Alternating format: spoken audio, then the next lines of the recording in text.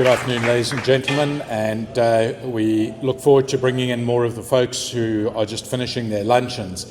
It is really a great pleasure to be able to introduce Thorsten Polleit to talk to us today for a keynote address over the lunch period. Thorsten, I can tell you, has got a fantastic Twitter feed, so if you don't know who he is, just read his Twitter feed, or his X feed as it's now called. He's an honorary professor at the University of Beirut and also the president of the von Mises Institute in Germany, and just an outstanding economist. And Thorsten, welcome. We look forward to hearing from you. Thank you. Welcome to all of you. I would like to thank the Denver Gold Group for the invitation and great organization, especially Timur and Jennifer Welding for their wonderful and most kind support. We live in a fiat money regime. The US dollar, the euro, the Chinese renminbi, the Japanese yen, the British pound, the Canadian dollar, and the Swiss franc are all fiat monies. What exactly defines fiat money? Well, there are three characteristics. First and foremost, fiat monies are literally created out of thin air. Whenever central banks and commercial banks extend loans, they effectively issue fiat monies. The second defining characteristic of fiat monies lies in their dematerialized nature.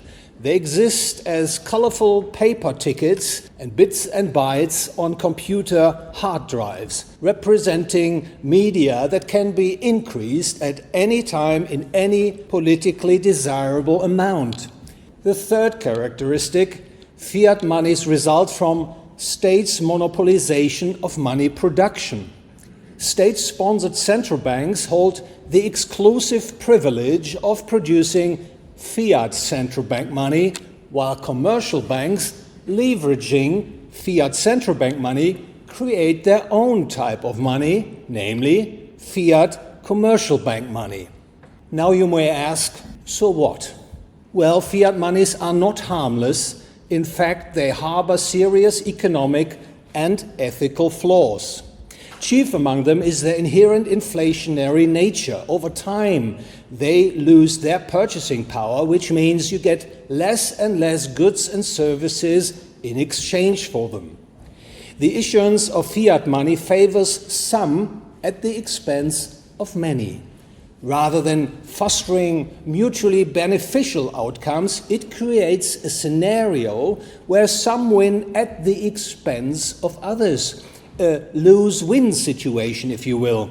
Indeed, a fiat money system is the epitome of social injustice. Moreover, the issuance of fiat monies triggers boom and bust cycles. Fiat monies are predominantly created through bank credit expansion, not backed by real savings. The synthetic influx of credit artificially suppresses market interest rates, driving them below levels that would prevail in the absence of such bank credit expansion. The consequence? An artificial economic upswing, a boom characterized by overconsumption and malinvestment. Yet this artificial prosperity will inevitably prove unsustainable and sooner or later lead to a bust, typically associated with recession, unemployment, bank and business failures, debt defaults, asset price deflation, etc. In a fiat money system, the burden of debt accumulates relentlessly. Consumers, producers, and particularly governments run into ever higher levels of debt relative to their incomes, gradually spiraling into a state of over-indebtedness. Fiat money paves the path for government expansion, encroaching on the liberties of citizens and businesses, potentially leading to the emergence of a big, oppressive, and intrusive state. And furthermore, fiat money affords governments a dangerously easy means to finance wars, far simpler than in a monetary regime where commodities such as gold or silver serve as money. Let me pause for a moment and allow me to say that it took me quite a while to fully comprehend the massive and vicious distortions wrought by today's fiat money system. As I said, within a fiat money system, market interest rates are artificially suppressed, held below the levels that would prevail absent artificial bank credit expansion. The manipulation effectively distorts people's time preference, inducing people to value current consumption even more highly than future consumption at the expense of savings. While present enjoyment increases, it does so at the expense of diminished material well-being in the future. It hampers or even destroys economic and cultural progress. Market prices and valuations of all kinds of assets, stocks, bonds, real estate, commodities become inflated. The artificial rise in people's time preference lead to a shift in management practices within firms, with short-sighted decisions when the lure of short-term profits is bigger than that of sustained long-term success. The emphasis on short-term gains amplifies the temptation to adopt dubious accounting practices in an effort to present the company in a more favorable light. The truth is that in a fiat money system, people's valuation standards become corrupted, misguided, and unhinged.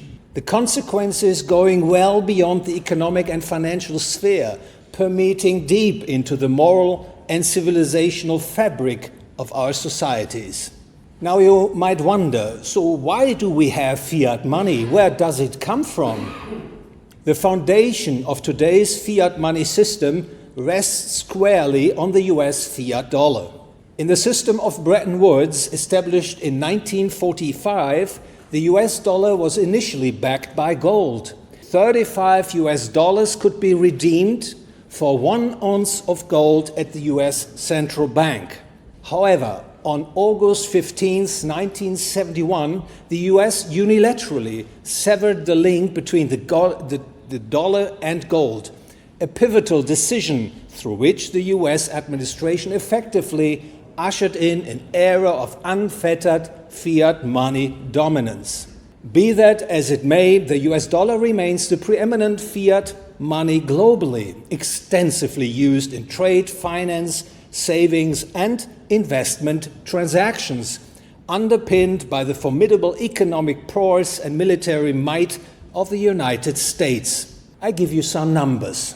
According to the Bank for International Settlement, the OTC-FX market saw an average daily turnover of $7.5 trillion in 2022, marking the most available figure.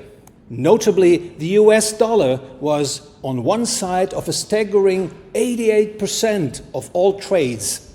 I should note that as two currencies are involved in each transaction, the sum of shares in individual currencies I'm referring to will total to 200%. Following not so closely behind, the euro was the world's second most traded currency, involved in 30.5% of all trades. The Japanese yen and the British pound followed suit at 17% and 13% respectively, with the Chinese renminbi involved in 7% of all trades. However, the US dollar's supreme status has come under increased scrutiny in recent years. The explosive surge of US government debt is one significant factor. Additionally, the escalating utilization of the US dollar as a geopolitical tool has also raised concerns among investors, with some characterizing the development as financial warfare being waged with the greenback.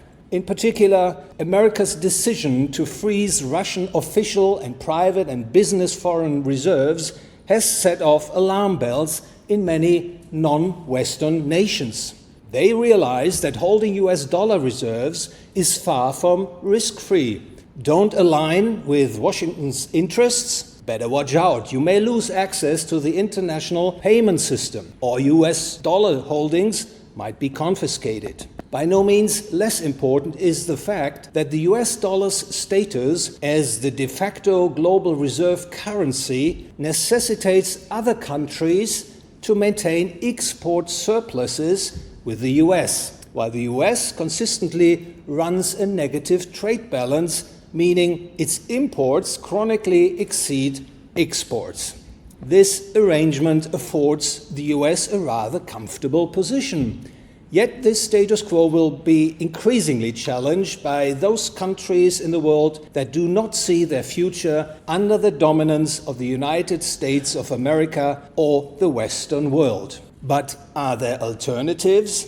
The prospect of the so-called BRICS nations, Brazil, Russia, India, China, and South Africa, along with potential new members, introducing a brand new money in the future, perhaps even a gold-backed currency for international trade, remains conceivable, but it is not very likely. The BRICS can be expected to gradually reduce their reliance on the US dollar, perhaps by holding foreign reserves in gold rather than Western fiat monies.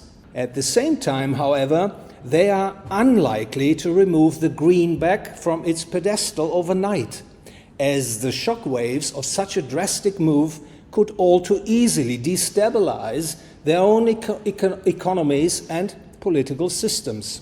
Countries such as China, India, Russia, and even Brazil, despite harboring interest in challenging the dominance of the US dollar, are far from being bastions of freedom and liberty.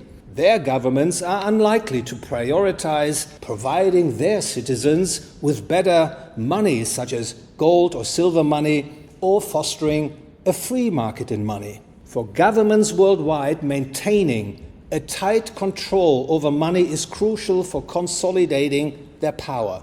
Large states, in particular, are highly unlikely to voluntarily relinquish their authority over money in their jurisdiction.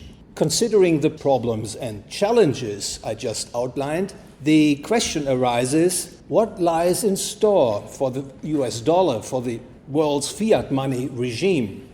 To answer this question, we may want to explore three potential scenarios. Scenario number one: investors lose faith in the US dollar and shift to national currencies for trade and financial transactions. In the absence of a universally accepted means of exchange, the intricate global production and employment structure established under decades under the fiat US dollar regime disintegrates. Defaults occur in the banking, corporate, and public sectors, necessitating a surge in national money supply to stave off the collapse of the fiat money debt pyramid. A shrinking output and an inflation shock lead to a drastic decline in people's material standard of living. Scenario number two: an initial drop in confidence in the US dollar sooner or later translates into an even more severe crisis of confidence in many smaller fiat monies like the euro, Japanese yen, British pound, and Canadian dollar. A flight into the US dollar sets in, and the dollar emerges as the last man standing, so to speak, solidifying its dominance in the global monetary architecture.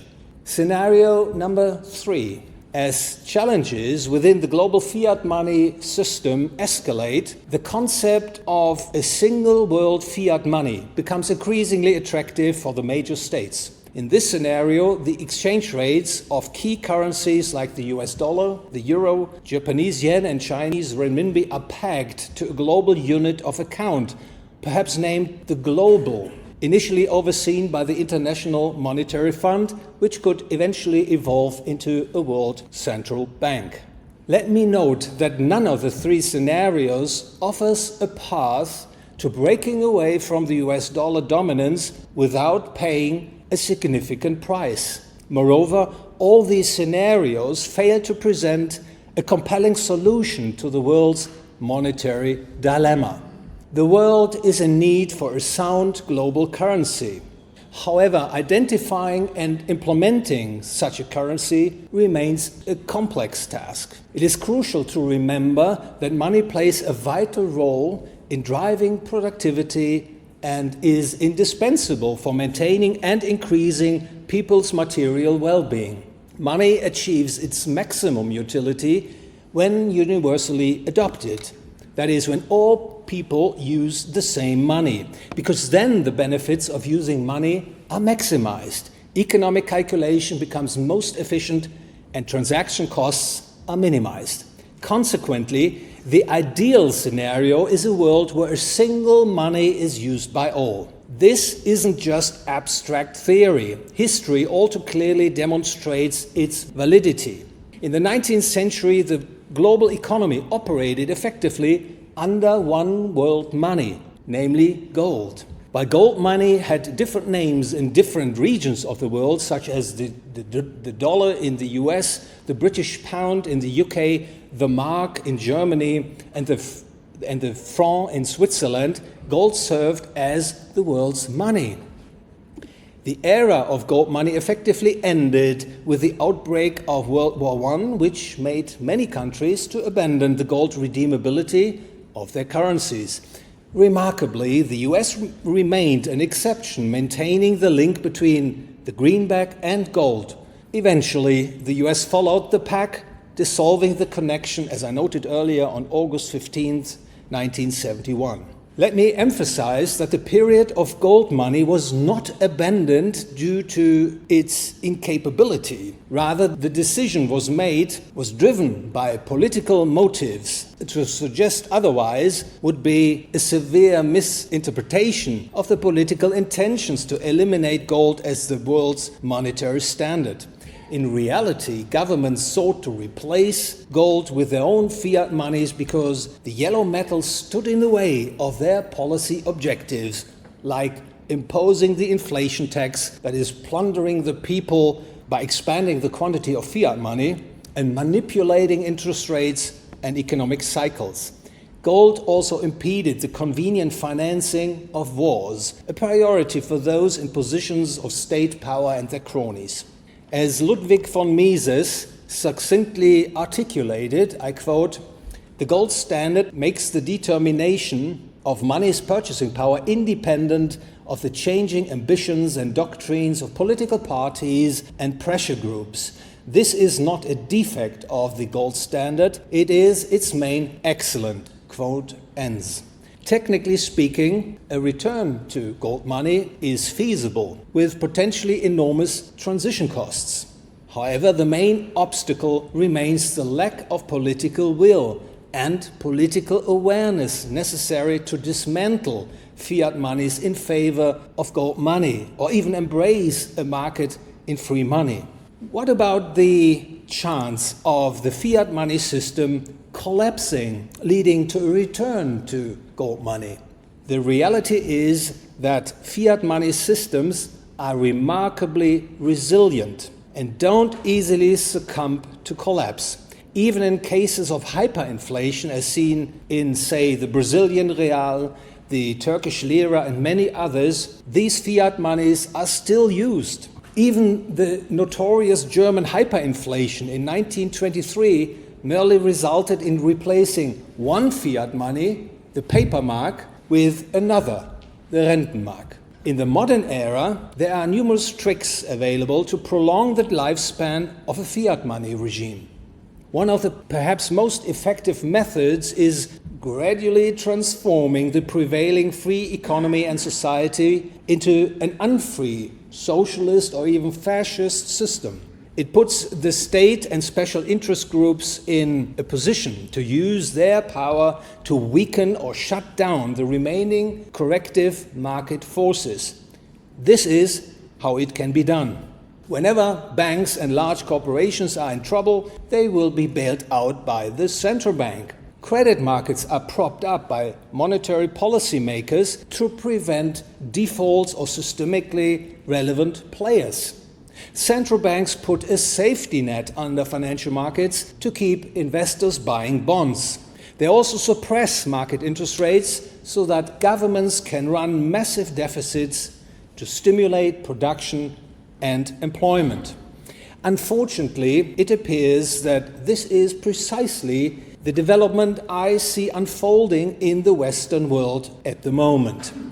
under the guise of initiatives like the Great Reset, green policies, private-public partnerships, central bank digital currency, and the digitization of people's lives. It's becoming evident that we are witnessing a shift towards a less free economic and societal model, a trend that could be characterized as a Chinarisation of the Western world, a form of Communism-Light. Proponents and supporters of this ideology are likely to staunchly defend the fiat money system as part of their agenda. Against this backdrop, I believe investors should exercise caution in assigning too high a probability to the scenario of an imminent demise of the US dollar or a breakdown of the world's fiat money regime, even as pressure on the US dollar mounts. Instead, I think it may be prudent to prepare for the consequences that the continuation of the fiat money regime will likely entail. This brings me to the topic of investing. Engaging in discussions and speculations about the future of the global fiat money system is one thing.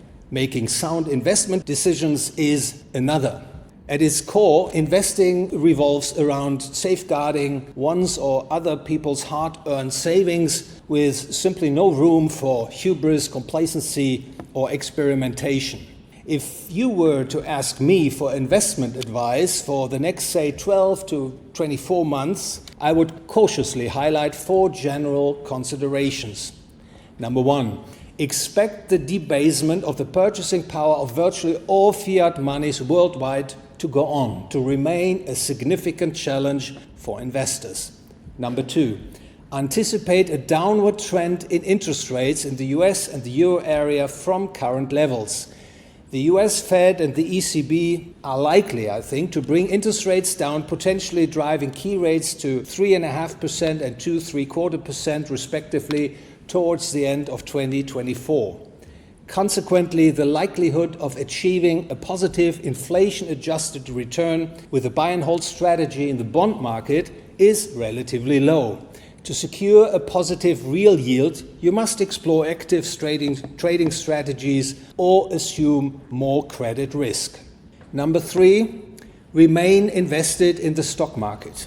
However, in a scenario where the fiat money system persists and inflationary pressure mounts, not all companies and their stock prices will thrive equally. Typically, companies that can weather inflationary environments should do better than others. Such firms are often characterized as asset-light, meaning they don't rely heavily on tangible assets that might incur higher replacement costs during periods of inflation.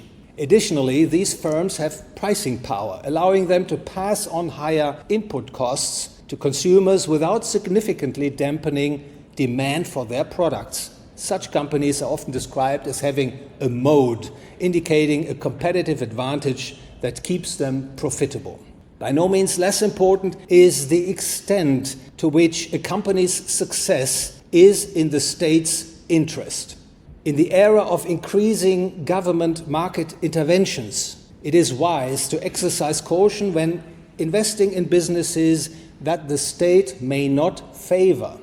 And to make things even more challenging, it's worth noting that businesses that are endorsed by the state aren't guaranteed success. And number 4, hold gold as part of your portfolio's liquid components.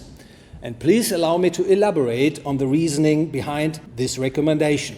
Some investors view gold simply as a commodity, akin to oil, gas, coal, and the like. Others consider it an asset alongside stocks, bonds, real estate, while others categorize gold as money. From my viewpoint, gold is money. It is mankind's ultimate means of exchange, after all. Former Fed Chairman Alan Greenspan perhaps summed it best when he said, "Gold is a currency. It is still, by all evidence, a premier currency. No fiat currency, including the dollar, can match it." Indeed, gold is arguably the most reliable form of money ever known to mankind, and for good reasons. To serve as the universally accepted medium of exchange, a thing must have certain properties. For instance, it must be scarce, homogeneous, durable, mintable, transportable, and universally valued. Pardon the pun, but gold fits the bill. In comparison, let's consider cryptocurrency, in particular Bitcoin. Is it on the verge of surpassing gold, or has it already done so? Well, I have my reservations. First and foremost, Bitcoin is not digital gold. Rather, gold and Bitcoin possess distinct characteristics. Gold is a real thing. Bitcoin is an open source number code. Bitcoin is solely intended to serve one purpose, as a means of exchange. Gold, in contrast, enjoys demand for multiple reasons. It serves both monetary and non-monetary purposes, including industrial applications and jewelry. The price of Bitcoin could drop to zero if its monetary demand were to vanish. For example, if a new crypto candidate were to appear in the marketplace that is widely considered a superior choice. The market price of gold, in contrast, is highly unlikely to ever drop to zero, even if it were demoted from its monetary role, as it would still be in demand for non-monetary purposes, ensuring a positive market price. In times of great euphoria for crypto units, especially for Bitcoin, such fundamental considerations might not appeal to many investors. Still, I believe they are essential to remember because their relevance, albeit currently obscured, will eventually resurface. What is more, when it comes to the store of value function, let me remind you that gold offers a distinct advantage over fiat money in the form of bank deposits. Gold carries no counterparty or default risk. It can be stored outside the financial system at relatively low costs, unaffected by banks' opening hours or electronic trading sessions. In this sense, gold serves as insurance against the vagaries and pitfalls of fiat money. As Alan Greenspan pointedly stated, gold still represents the ultimate form of payment in the world. Fiat money in extremis is accepted by nobody. Gold is always accepted. Now, what about the market price of gold? From 1978 to March 2024, its annualized compounded return in US dollar averaged 8%, yielding significantly higher returns than short-term interest-bearing US dollar bank deposits and also exceeding consumer price inflation. Similarly, from the beginning of 1999 to March 2024, the annualized gold price increase was also 8% on average, again outshining US dollar bills and exceeding official US inflation numbers. It is evident that gold has not only served to safeguard your portfolio against the ongoing erosion of the US dollars or fiat money's purchasing power, but has also added genuine, that is, real value. As illustrated in this chart, there was a positive, albeit imperfect, relation between the price of gold in US dollar per ounce and the US money stock M2 in the period under review. While the quantity of fiat money is just one among many factors determining the price of gold, it appears to play a significant role in determining the underlying trend of the gold price. If you side with the view that the fiat money regime will persist, you have to expect a continued, even accelerating expansion of the fiat money supply, not only in the US but the world over, accompanied by an upward drifting price of gold.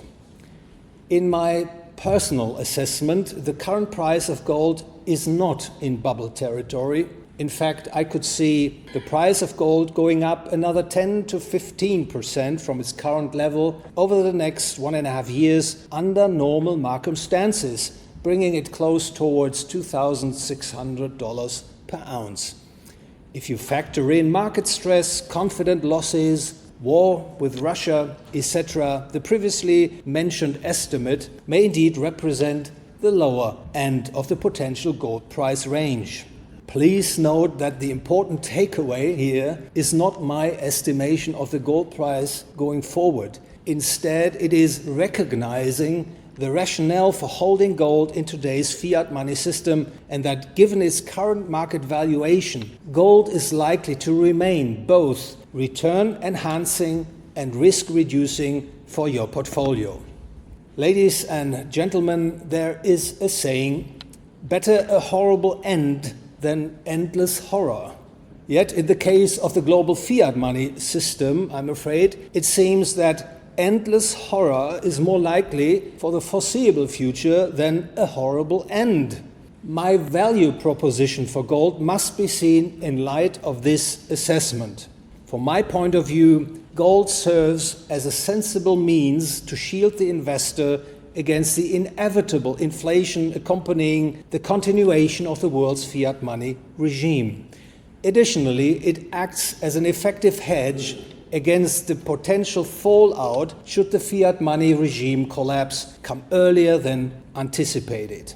As it stands, retaining your assets in gold and carefully selected stocks of companies capable of surviving inflationary pressure and government interference is, in my view, the prudent course of action. Thank you very much for your attention and patience. God bless you all.